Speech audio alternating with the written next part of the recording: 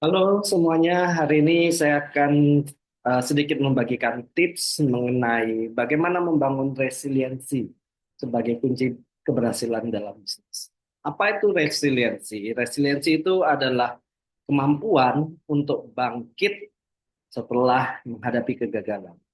Dalam dunia bisnis, resiliensi itu menjadi sangat penting karena seorang pengusaha pasti akan mengalami yang namanya penolakan, persaingan, perubahan pasar, kegagalan, down, posisi di bawah. Berikut 6 tips yang dapat kalian gunakan untuk meningkatkan resiliensi. Yang pertama, biasakan diri dengan penolakan. Penolakan dari calon klien atau investor adalah hal yang biasa terutama dalam dunia bisnis. Jangan jadikan penolakan sebagai akhir dari segalanya.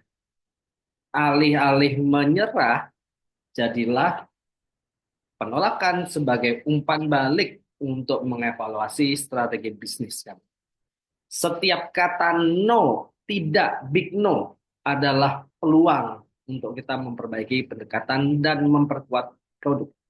Permasalahan big no ini biasanya yang paling utama membuat seorang gagal atau tidak konsisten dalam penjualannya maupun membangun bisnisnya. Oke, kuat-kuatlah terhadap kata-kata tidak dalam penolakan. Yang kedua, tips yang kedua, bangun kepercayaan diri Anda. Resiliensi tidak akan tercipta tanpa rasa percaya diri. Kalian harus yakin akan kemampuan diri dan terutama selain diri, produk atau jasa yang dijual. Buat daftar keunggulan produk dan jasa yang kamu jual dan latih diri untuk menyampaikan manfaatnya secara jelas dan meyakinkan. Ingat, harus latihan, nggak bisa hanya dibayangkan saja. Keyakinan yang kuat akan meningkatkan ketahanan mental serta menghadapi kritik atau kegagalan. Yang ketiga, tips yang ketiga, terus kembangkan diri. Resiliensi juga lahir dari pengetahuan yang terus diasah. Ikuti seminar, workshop, atau baca buku terkait pengembangan diri dan bisnis Anda. Misalnya, jika kemampuan public speaking masih lemah, ikuti kursus untuk memperkuat kemampuan berbicara di depan umum. Jika misalnya kemampuan direct sales-nya masih kurang, ikut lihat temennya bagaimana cara dia jualan. Jika digital marketing yang masih kuat, yang masih lemah, ikut kursusnya untuk digital marketing. Kembangkan yang paling utama adalah mengembangkan diri Anda dari leher ke kepala. Yang keempat, fokus pada solusi, bukan masalah. Ketika penolakan datang, masalah datang, down kita di bawah, jangan lama-lama meratapi kegagalan, ketidakmampuan, rugi, jangan lama-lama.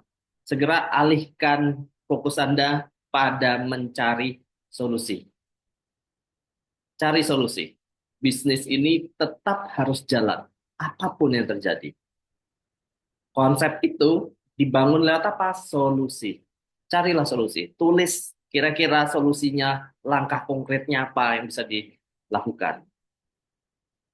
Laksanakan langkah-langkah tersebut. Langkah-langkah itu yang pasti akan mengatasi, mengurangi lah kecemasan yang kita rasakan akibat kegagalan. Dan pastinya kita tetap ada produktivitas yang bisa dilakukan satu step ke depan ketika kita mengalami kegagalan. Jangan sampai gagal membuat kita berhenti di tempat akibat rasa sedih atau cemas. Buat langkah-langkah sederhana, apapun solusi yang kalian pikirkan, sesimpel apapun, eh, susun langkahnya, apa yang harus dilakukan. Oke. Kemudian yang kelima, perbanyak komunitas entrepreneur sukses. Ingat, lingkungan sosial sangat berpengaruh pada cara kita berperilaku dan berpikir. Jika terus berada di sekitar orang-orang yang pesimis, yang toksik, yang mungkin kerjaannya kalau ngobrol hanya ngomongin orang lain, maka pasti semangat akan turun. Jadi, dengan siapa kalian bergaul, dengan komunitas mana kalian berada, komunitas dan orang-orang itulah yang akan berpengaruh pada konsep berpikir kalian. Cari komunitas bisnis yang mendukung, di mana ide-ide baru, motivasi positif akan diperoleh. Tidak harus komunitas sebetulnya, siapapun yang bisa menjadi role model dalam hal entrepreneurship. Nah, kemudian yang terakhir, yang keenam, kelola emosi Anda dengan mindfulness. Nah, mumpung kita semua sudah belajar psikologi, ada yang namanya teknik mindfulness dalam mengendalikan emosi ketika kita stres, frustasi, tertekan, nggak tahu harus ngapain ketika kita di bawah. Nah, ketika rasa stres dan frustasi itu muncul saat Anda gagal, tugas Anda menjaga ketenangan pikiran. Praktikan mindfulness. Ada begitu banyak contoh mindfulness, kalian bisa lihat di YouTube. Tinggal setel, cari mindfulness, kemudian setel. Biasanya 10 menit setiap hari. Tujuannya untuk berfokus pada pernafasan dan meredakan stres. Teknik sederhana ini bisa membantu kita dalam bidang apapun untuk lebih resilience dan berpikir jernih ketika menghadapi hal-hal sulit, terutama dalam hal entrepreneurship. Begitu teman-teman semua, kita akan lanjut ke video kedua ya setelah ini ya. Kita cut dulu. Terima kasih.